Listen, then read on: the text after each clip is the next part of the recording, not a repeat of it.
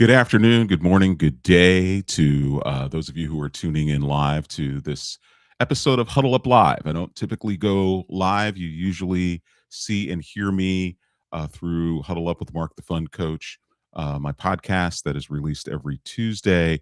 But today we're going live because I have a guest that is with me who is going to ask me questions about fundraising challenges that she is facing with her organization, and I'm going to do the best that I can to respond to what she needs to accomplish. There are times that I do talk with folks who are not here in the United States. Um, Relationships don't change. It doesn't matter what country you're in, so that's an important thing to be mindful of. Actually, one of the things I want to do is I will be keeping an eye on any of the comments that you might have, and so feel free to, ask any questions that you have throughout this broadcast. We're only going to be on for probably about 10 or 15 minutes, and I'm excited to get started. So I'm going to bring on my guest, Tandy. And Tandy, you can pronounce your last name for me when you come on. So I'm going to bring you on right now. Here she is, Tandy. Welcome to the broadcast. Thank you, Mark. My surname is Nzimande. Ninzamandi. So, and it's Yeah. spelled, even though you can't see our names on the screen. My fault. Tried to figure that out before we started, but couldn't. But it's spelled Nzimande. DE. Yes. So welcome. So tell us about your organization, what you do, and tell us about your mission, and then whatever questions you might have around fundraising. Sure. Thank you. Thank you, Mark. So I'm from the GBVF Response Fund. Our focus area is gender-based violence and femicide. I am based in South Africa, and our femicide, our average, we are at 5 times the world average on femicide. And so it's a huge area of focus for us, both from, in fact, we have a national strategic plan that the country has adopted. And that has 6 pillars. We are involved in 4 of those pillars: in response, in legal access, in prevention. We're very big in prevention, and in care, and a little bit in economic empowerment.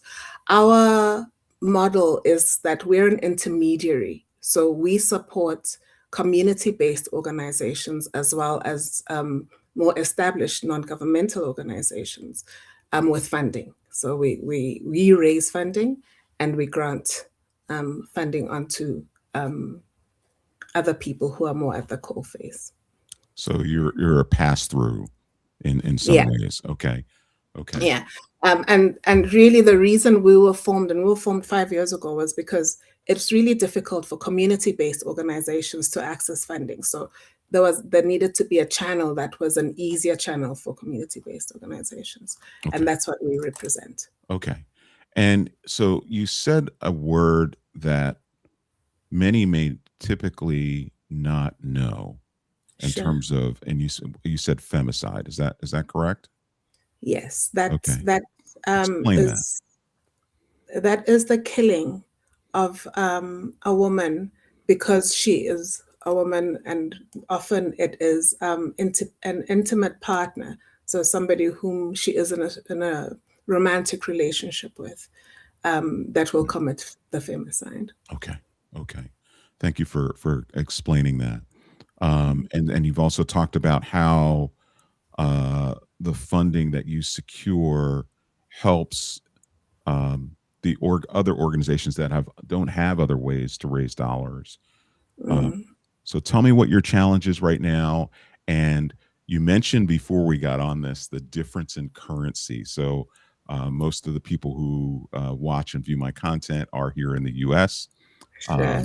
So, but I know you said you were going to do some translation. But what is the currency that is used there? We use the South African rand. Rand, R-A-N-D? RAND, yeah. R-A-N-D. Okay, great. And what is Rand. the rand to dollar comparison? US It's dollar? about 15 rand, 16 rand to a dollar. 15 rand, 15, 16 rand to $1. Yeah, yeah. Okay, okay, okay, got it. So my numbers are large, and your numbers, when I translate, they become But it's relative. yeah. It's all relative. So, It's okay. the same at the end of the day. So tell me, what is your what if Yeah. everything was the way you would like it to be, how much Mm. money would you like to raise, every year to be able to sustain your mission? We'd like to raise about $10 million Okay. um, annually. So we're looking at about 50 million over the next 5 years. Okay. What we are clear about, though, is that the environment has changed quite dramatically, and gender-based violence was an area which had significant focus. Unfortunately, as the geopolitics have changed, and that the focus on gender-based violence has reduced. Meanwhile, actually, the circumstances that give rise to gender-based violence, femicide, have exploded. Mm, So it's it's a real difficult place that we find ourselves in. yeah. Secondly, I'm not a fundraiser, so I'm the CEO, but I haven't done any fundraising previously. Okay. And that does not stop us having very big ambitions. Yes. Yes. And so we're looking for resources, which is how I landed up here, Okay. to assist us in doing the fundraising. And my personality, so I don't know if it's true, but my thinking is that the people who are most successful at fundraising are people who would be like great big personalities, people who love to talk, love to tell a story. Um, I'm more reserved. Hmm. Hmm. I'm passionate about what I do, so Yeah. that's what gives me the drive. Yeah. But I'm not the big personality. Yeah. So how does a person who isn't that kind of personality position themselves well Yeah. in this kind of Yeah. space? Um, and because, like I was saying, the geopolitics have really been significant, have had a significant impact. It's also, we're looking for different sources of funding, um, funding that we haven't had access to. So we have been looking, for instance, to see if there are US organizations that we could identify that could potentially be, Yeah. provide funding Yeah. to us. So let me answer your first question, right? Um, Sure. because many of the people that I work with uh, feel the same way that you do. There's a discomfort, right, Mm, in terms of fundraising, being able to ask for money, and it has very little to do with your personality.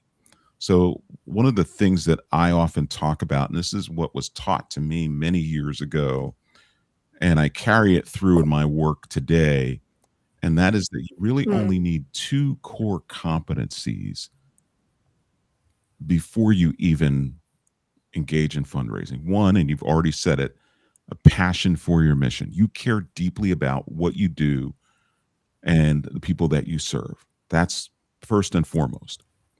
The second yeah. is that you have what most would call, we'll say, social graces, right? We're not talking about big personality. We're talking about you being able to engage in interpersonal conversation, interpersonal relationships, and feel comfortable talking about your mission. Would you say that you Mhm. fall into that category? We're not talking about the big personality on the stage, but the person who can connect interpersonally with another individual to talk about what you do. Is that something? Okay, Sure. then you have the two core competencies to be successful at this. Okay. So I want to help Okay. you sort of get that perception of big personality out of your out of out of your thinking. And yes, I have had a successful career in raising dollars, and but it had nothing to do with my personality, which I do recognize can be um, big, but has nothing to do with my Mhm. success in raising dollars. In fact, having a large, boisterous personality usually comes with not being very mindful of listening and paying attention to the body language of another person. And that's really Mhm. critical Mm, because you're trying to mm, establish rapport and trust mm, with individuals. mm, That is the most important thing. Now, you've talked about, the other part of your question had to do with organizations, and which are great. And I think that that's something you can pursue, and is really just identifying those organizations, whether they're, you know, global or local to you. And I would say, instead of going online and just applying for a grant mm, application, I would highly suggest that when you find an opportunity that may match your mission, that you reach out personally to someone that you can have a phone conversation with. Okay. wow. Because what that does is that helps to establish rapport. And what you're doing is you're calling, you say, look, I found your organization, your foundation, if you will, online. It seems as though there's alignment with what you fund and who we are as an organization. But I have some questions. Do you mind, you know, having a quick conversation with me? And then you ask those questions, right? And then 9 times out of 10, that person is going to answer your questions, and they're also gonna say, "Go ahead and apply." And what you've done Mm, without realizing is that you've started to establish rapport, possibly with a decision maker, right? That person could mhm. be, in the room when the decision is made, about the funding, and that actually helps you because they're going to remember that conversation. And that's not the only conversation you're going to have. You're going to maintain contact with them via email. You may ask some questions as you're filling out the application. And maybe when you complete the application and submit it, you may send an email saying, "Hey, thank you so much for your help. I've submitted my application. Looking forward to your response." Right. What happens is when you Yeah. do this, so you've had a conversation at the beginning, maybe you've had a conversation in the middle where you've asked some questions, and then you have another conversation at the end or an email. And what happens is when they're in the room making the decision on what to fund, there may be questions about your application, and that person that you've established rapport with will probably be Mm, in the room and will probably be able to answer some of those questions, and in essence becomes almost an advocate for you, right? Because you took yeah. that time to do that. Right. So that's something I would highly recommend that you do. Um, Sure. on the relationship side, the personal side, the individual giving side, um, Mm. I would. Do you have donors to the organization, individual donors to the organization right now? With none. No. We've got Okay. none. So is all of your Yeah. funding, has it come from um, either public, meaning government funding, and foundations or corporate funding? Tell me how you've gotten your funding so Yeah. far. The largest portion of our funding comes from local corporates, and then quite a significant chunk comes from actually the UK government through their Foreign Commonwealth Development Office. Um, and then we've got some philanthropy as well, like the Ford The Ford Foundation. Foundation. Okay. So Mm. are there in South Africa? Are there any individuals who that you are aware of? You may not know them personally, but you know of them that have capacity. In other words, that they're wealthy, or not even, they don't have to be extremely wealthy, but they have capacity to be able to help.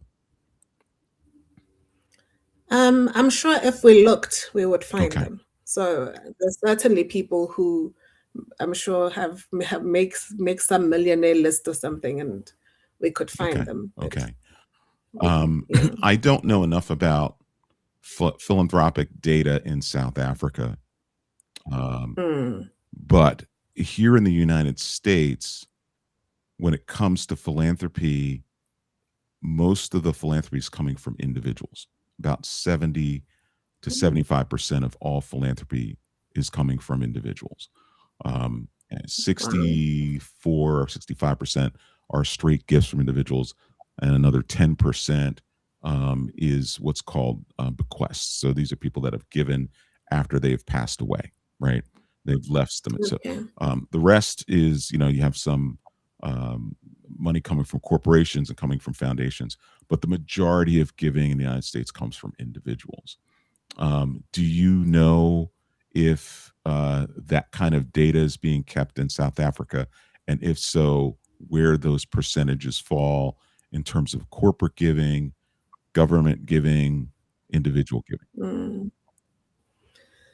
So no, I don't know. What I do know is that we don't have a strong culture of Oh, individual. individual Okay. giving.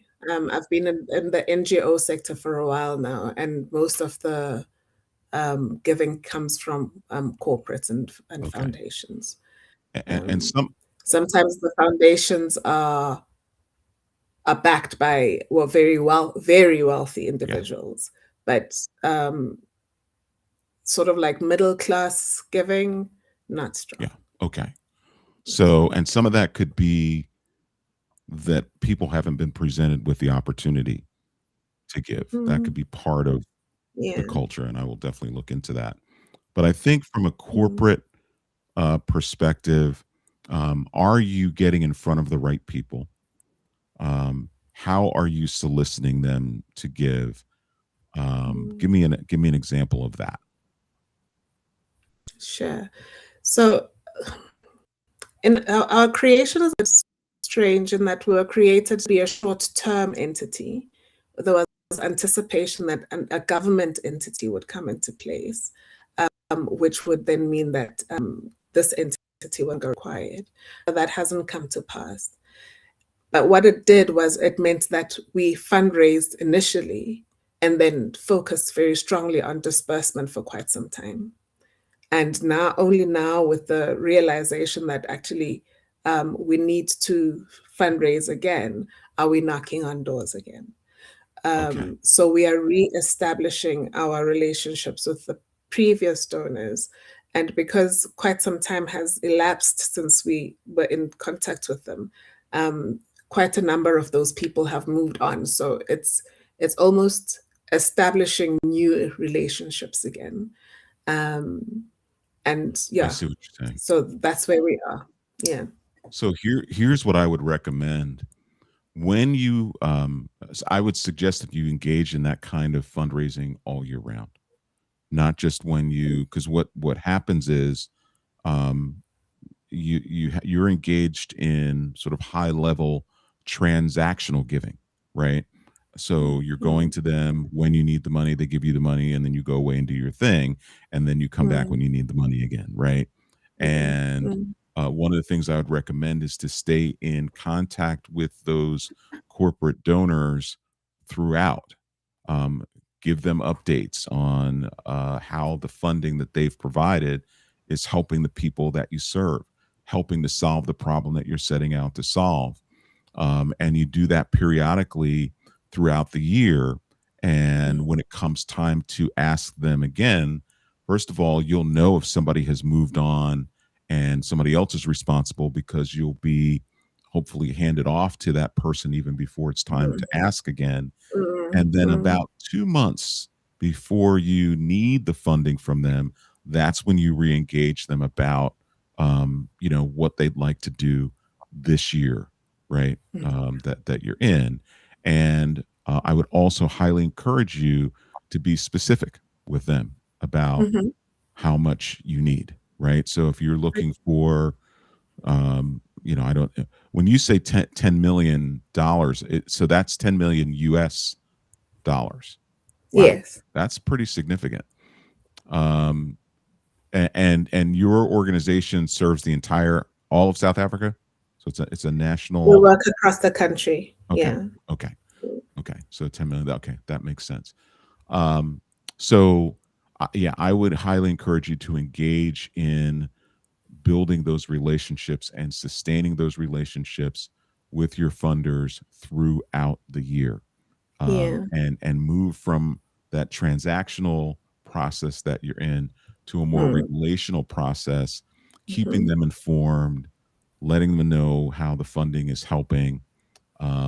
And when it comes time to ask them again, it'll be so much easier, and you're going to ask them for more, right? Each Yeah. year. Yeah. Okay. Yeah. Yeah, definitely. Yeah. I wanted to ask another question. Okay. Um, what is your opinion on hiring a fundraiser, whether they are a permanent employee or an outsourced fundraiser? Well, if you're going to hire somebody, I would make them a permanent employee, and the reason why that's better than bringing somebody in who's going to do what's called sort of contract fundraising is that the Mm. compensation can be a little tricky. Mhm. Um, when you hire somebody, you decide on how much you're going to pay them, what the salary is going to be, Mhm. and there are clear expectations of what they're supposed to do in terms of raising dollars, and you work those Mhm. things out. But if you're talking about a contract, sometimes I get a lot of questions about this too. Well, if we hire somebody, can they get a percentage of what they raise as part of their salary? Kind of the Mm. sales approach. Mm. In a philanthropic space, that is considered unethical, right? Mhm. Because this is philanthropy. This Mm.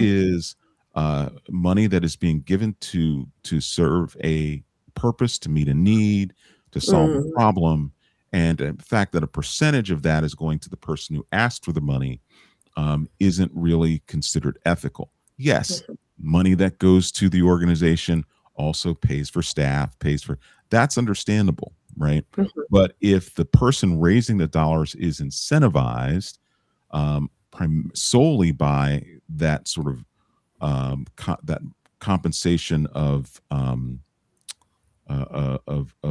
securing oh, what's the word I'm looking for? Um, commission Mm. for fundraising, I would not recommend that. If you're going to Okay. hire somebody and not have them on staff, make sure it's a solid contract. There's clear compensation regardless of how much is raised, and then you should be fine. Now, if you're asking me whether or not that's a good thing, sure. If your plate is full as the CEO, then you certainly may want to consider bringing somebody on board. This will not keep you 100% away from fundraising because you're still going to be Yeah. needed, Yeah. Yeah. right? Yeah. You still because you're the CEO, and many times funders, major donors, grantors, they want to connect with, meet with, and hear from the CEO. And so Sure. you will have but then that person can handle the day to day aspects of it. So I certainly recommend it, especially with the goal that you have to raise, $10 million annually.